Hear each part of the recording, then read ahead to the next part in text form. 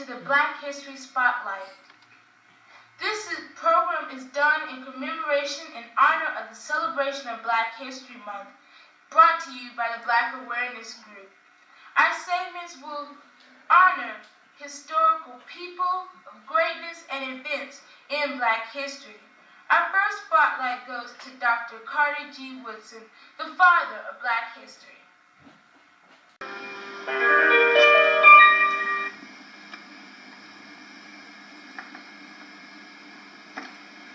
Good morning, and welcome to Black History Spotlight.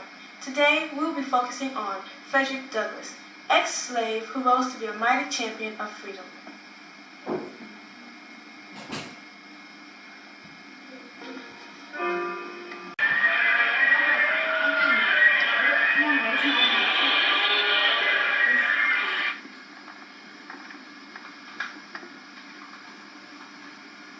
Good morning and welcome to the Black History Spotlight.